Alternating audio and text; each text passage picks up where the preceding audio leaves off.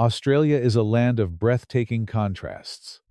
From the sun-baked expanse of the outback to the vibrant, bustling coastlines, it is a continent that has long called to the adventurous spirit. For decades, it has been a premier destination for young travelers from across the globe. In the late 1980s and early 1990s, the backpacker culture in Australia was at its absolute zenith.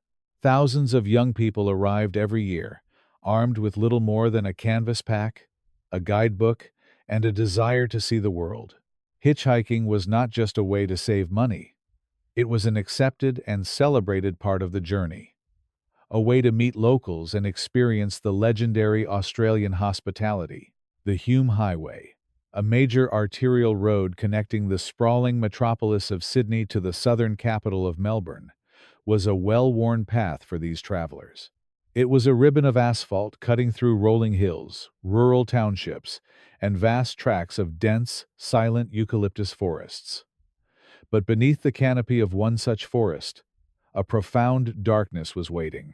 This is the story of a tragic loss of innocence for an entire nation. It is a story of meticulous police work, groundbreaking forensic investigation, and the tireless pursuit of justice for 7 young lives that were taken far too soon. To understand the magnitude of this investigation, we must first remember the victims, for they were the heart of this massive international endeavor. They were sons and daughters, friends and siblings, all carrying the same bright spark of wanderlust. James Gibson and Deborah Everest were a young Australian couple. In 1989, they set off from Sydney, intending to hitchhike south to a festival in the state of Victoria. They were deeply connected to their families, and when they vanished without a trace, the silence was immediate and terrifying. 2 years later, in 1991, Simone Schmidl, an experienced and cautious traveler from Germany, disappeared while planning to hitchhike south from Sydney. Later that same year, another German couple, Gabor Neugebauer and Anja Habschied, vanished after leaving a hostel in the Sydney suburb of King's Cross. Finally, in the early months of 1992, 2 young British women, Caroline Clark and Joanne Walters, left inner Sydney to seek harvest work in the rural south. When they stopped calling home, a profound international alarm was raised. Families across 3 different countries were united in a singular, agonizing nightmare. The letters had stopped. The phone calls had ceased.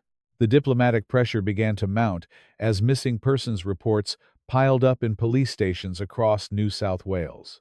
Despite the growing concern, the sheer size of the Australian continent made searching for these young people a logistical impossibility without a starting point.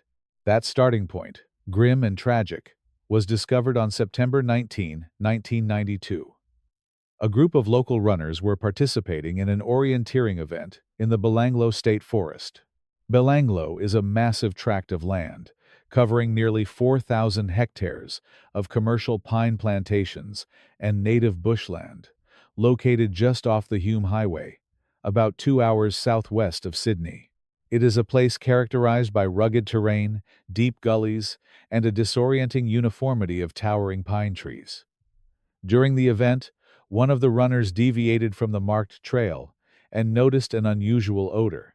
Investigating further, he discovered a mound of earth and branches that appeared unnatural. Beneath it lay concealed human remains. The local police were immediately notified, and the area was secured. The sheer density of the forest meant that preserving the scene was both crucial and incredibly difficult. Forensic anthropologists and crime scene examiners were dispatched to the isolated location. The excavation was conducted with archaeological precision, utilizing small hand tools and brushes to ensure that no trace evidence was destroyed. The remains were carefully exhumed and later identified through dental records as Joanne Walters. The following day, as police expanded their search perimeter, they discovered a second concealed site nearby. This held the remains of Caroline Clark. The forensic analysis of the scene revealed deeply troubling facts. The victims had sustained fatal injuries, with evidence indicating the use of both sharp force and ballistic trauma. Specifically, investigators recovered several spent .22 caliber cartridge casings near the second site. The presence of a makeshift campsite, complete with the remnants of a fire, suggested that the victims had spent time at the location with their captor. The discovery sent shockwaves through the country and the international community. The media descended, and the New South Wales police force recognized that they were dealing with a highly organized, predatory offender. In response, they established Task Force Air, a dedicated team of detectives, forensic experts, and intelligence analysts, commanded by Superintendent Clive Small. The mandate of Task Force Air was clear. They had to identify the perpetrator, locate the other missing backpackers who had traveled similar routes, and build an airtight case. The logistical challenge facing Task Force Air was monumental. Belanglo State Forest was vast, and searching it comprehensively required unprecedented resources. The police initiated one of the largest grid searches in Australian history. Hundreds of officers, supported by the State Emergency Service, moved shoulder to shoulder through the dense undergrowth. They utilized search dogs trained to detect human remains and ground-penetrating radar to identify disturbed earth. For over a year, the search yielded little, and the families of the other missing backpackers waited in a state of suspended grief. Then, in October 1993, a local man searching for firewood in a remote section of Belanglo made a devastating discovery. He located a human skull. Task Force Air immediately mobilized, returning to the forest with renewed urgency. The subsequent forensic excavation revealed the remains of the young Australian couple, James Gibson and Deborah Everest. Their discovery presented investigators with a geographical puzzle. Months before their remains were found, James Gibson's camera and backpack had been discovered in a northern suburb of Sydney, far away from the southern route they had intended to take, and far away from Belanglo. Investigators deduced that the offender had deliberately placed these items in Sydney to act as a forensic countermeasure, a calculated attempt to misdirect police resources and confuse the timeline of the disappearances. The search of Belanglo intensified further. In November 1993, police discovered the remains of Simone Schmidl. Days later, they located the final two missing travelers, Gabor Neugebauer and Anja Habschied. The grim tally was complete. 7 young people had lost their lives in the silent depths of the forest. The forensic examinations of the new sites mirrored the first. The victims had been concealed in similar manners, under mounds of leaf litter, branches, and earth. The sites were located in deep gullies, or at the end of rugged fire trails, areas that would only be known to someone intimately familiar with the topography of Belanglo State Forest. Ballistic evidence was again recovered, including more .22 caliber casings. With all 7 victims recovered, Task Force Air shifted its entire focus to the behavioral and physical evidence left behind. Criminal psychologists were brought in to develop a profile of the offender. They concluded that the perpetrator was likely a local male, highly comfortable in the harsh Australian bushland. He possessed a reliable 4-wheel drive vehicle, capable of navigating the degraded fire trails. He was likely employed in a blue-collar profession, perhaps involving roadwork or heavy machinery, given his physical strength and access to the highway. Most importantly, he was a creature of habit, returning to the same general area, which suggested a profound psychological comfort with the Belanglo region. Simultaneously, forensic ballistics experts were analyzing the recovered cartridge casings. Under powerful comparison microscopes, they examined the unique microscopic striations left on the brass casings by the firing pin and the breech face of the weapon. They determined that the weapon used in several of the crimes was a Ruger Model 1022, a popular semi-automatic rifle.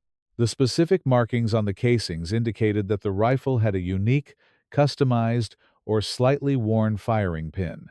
This ballistic signature was as unique as a fingerprint, and investigators knew that if they could find the weapon, they could tie the offender directly to the crime scenes. The turning point in the largest manhunt in Australian history did not come from a smoking gun, but from a dusty police file and the incredible bravery of a survivor. In 1990, a young British backpacker named Paul Onions had been hitchhiking south on the Hume Highway. He was picked up by a rugged, muscular man with a prominent mustache, driving a silver Nissan Patrol four-wheel drive. The man introduced himself as Bill. As they drove toward the southern highlands, the man's demeanor shifted. He began making aggressive and erratic statements. Near the entrance to the Belanglo State Forest, the driver stopped the vehicle, pulled out a revolver, and produced a set of heavy-duty zip ties. Realizing his life was in imminent danger, Paul Onions made a desperate, split-second decision.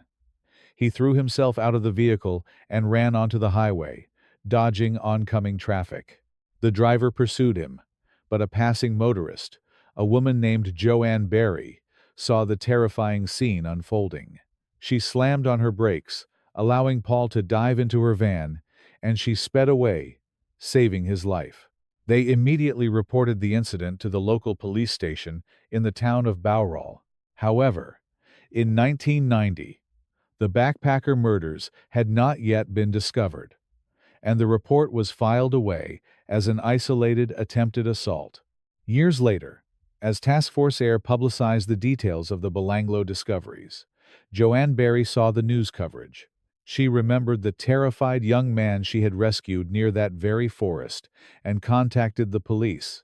Simultaneously, Paul Onions, who had returned to the United Kingdom, saw a high-profile international broadcast about the murders. He too contacted the Australian authorities. An intelligence analyst within Task Force Aircross referenced these new reports with historical files and unearthed the original 1990 police report. The details were electrifying. The location, the suspect's description, the vehicle, and the modus operandi all aligned perfectly with the profile of the Belanglo offender. Task Force Air flew Paul Onions back to Australia.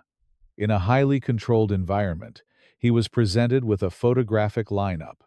Without hesitation, he identified the man who had tried to abduct him. The man he knew as Bill was actually named Ivan Milat. Ivan Milat fit the psychological and geographical profile with chilling precision. He was a road worker who had spent years maintaining the highways surrounding the Belanglo region. He was known to possess a silver Nissan Patrol. He was deeply familiar with the bush, an avid outdoorsman, and a registered owner of multiple firearms. Furthermore, employment records showed that Milat had been absent from work on the exact dates that several of the backpackers had disappeared. The investigators knew that an identification alone was not enough to secure a conviction in a case of this magnitude. They needed physical, irrefutable evidence tying Milat to the victims. The decision was made to execute a massive, coordinated tactical operation.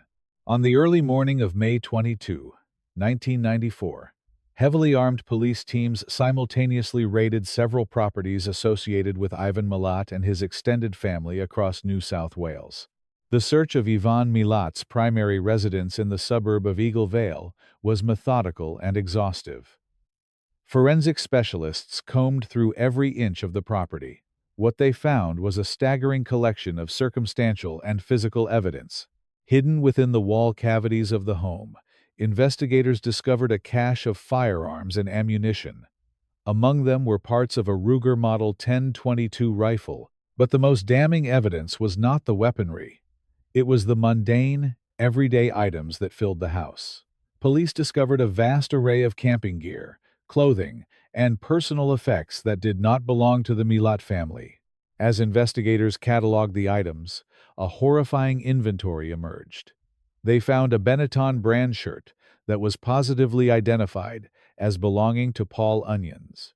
They found sleeping bags, a specialized camping stove, and a unique, custom-made water bottle. The forensic provenance of these items became the cornerstone of the case. The custom water bottle was particularly crucial. It had been handcrafted by Simone Schmidl's father in Germany, utilizing specific materials and distinct welding techniques that could not be replicated by a commercial manufacturer. When confronted with this item, the defense would have no plausible explanation for its presence in Milat's home. Furthermore, police recovered photographic equipment and film canisters that were traced directly back to the victims through serial numbers and purchase receipts provided by their grieving families. The ballistic evidence also proved insurmountable. The parts of the Ruger rifle found hidden in the wall were transported to the forensic laboratory. Ballistics experts reassembled the weapon and test-fired it into a water recovery tank. The spent casings from the test fires were placed under the comparison microscope alongside the casings recovered from the crime scenes in Belanglo State Forest. The microscopic striations matched perfectly. The scientific conclusion was absolute. The rifle hidden in Ivan Milat's home was the exact weapon used at the campsites. In March 1996, the trial of Ivan Milat commenced in the Supreme Court of New South Wales.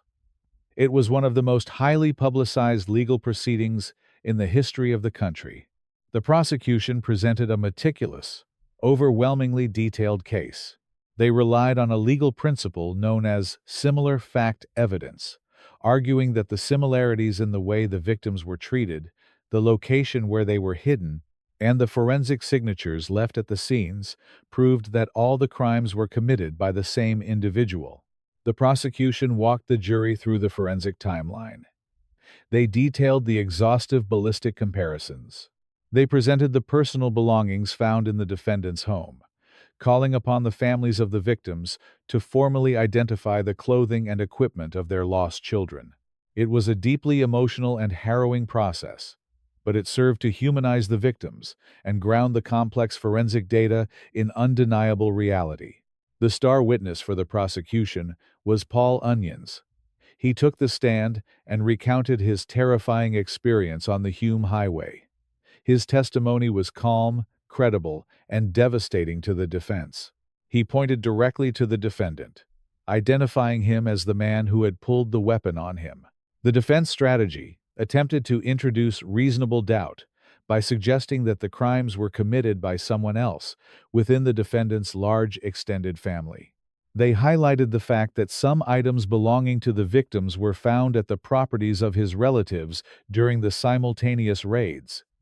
However, the prosecution systematically dismantled this argument. They demonstrated through employment records, vehicle registrations, and the overwhelming concentration of evidence at the Eagle Vale residence that Ivan Milat was the sole architect of the crimes. The items found at other properties had been given away as gifts by the defendant, a chilling demonstration of his absolute lack of remorse. After a trial lasting 15 weeks, the jury retired to deliberate. They considered the mountain of forensic data, the ballistic matches, the geographical profiling, and the powerful eyewitness testimony. The evidence was simply too vast and too scientifically sound to ignore. The jury returned with their verdict.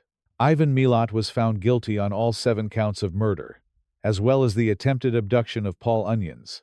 He was sentenced to 7 consecutive terms of life imprisonment, without the possibility of parole. He would spend the rest of his life behind bars, eventually passing away in 2019, having never admitted his guilt or offered any closure to the families of his victims. The resolution of the backpacker murders brought a profound sense of relief to the Australian public, but it also left an indelible scar on the cultural landscape. The innocence of the open road had been shattered. The long-standing tradition of hitchhiking virtually disappeared overnight, replaced by a heightened awareness of personal safety and the potential dangers of trusting strangers. However, the legacy of this tragic case extends far beyond a change in travel habits. It revolutionized the way missing persons cases are handled by law enforcement. The investigation exposed the critical need for better communication and data sharing between different regional police jurisdictions. It led to the implementation of centralized, national missing persons databases, ensuring that patterns of disappearances could be recognized much faster, regardless of state borders. Furthermore, the case stands as a landmark in the application of forensic science. The meticulous preservation of the Belanglo crime scenes, The advanced ballistic matching and the exhaustive cataloging of physical evidence became a textbook example of modern investigative procedure. The officers and scientists of Task Force Air demonstrated that no matter how vast the wilderness or how careful the offender, the truth leaves a trace. Today, memorials stand in the Belanglo State Forest and in the hometowns of the victims. They are quiet places of reflection, honoring the memories of James, Deborah, Simone, Gabor, Anya, Caroline, and Joanne. They remind us of the vibrant, adventurous spirits that brought them to Australia, and they serve as a solemn promise that their stories will not be forgotten. The tireless work of the investigators ensured that justice, though delayed by the vastness of the forest, was ultimately served. The case of the backpacker murders forces us to confront the reality that while the world is full of incredible beauty and adventure, there are shadows that require our constant vigilance. As we reflect on the monumental efforts of the investigators, the courage of the survivors, and the enduring love of the families left behind, we must ask ourselves a vital question. In an increasingly connected yet unpredictable world, how do we balance our fundamental human desire for exploration and trust with the absolute necessity of personal safety?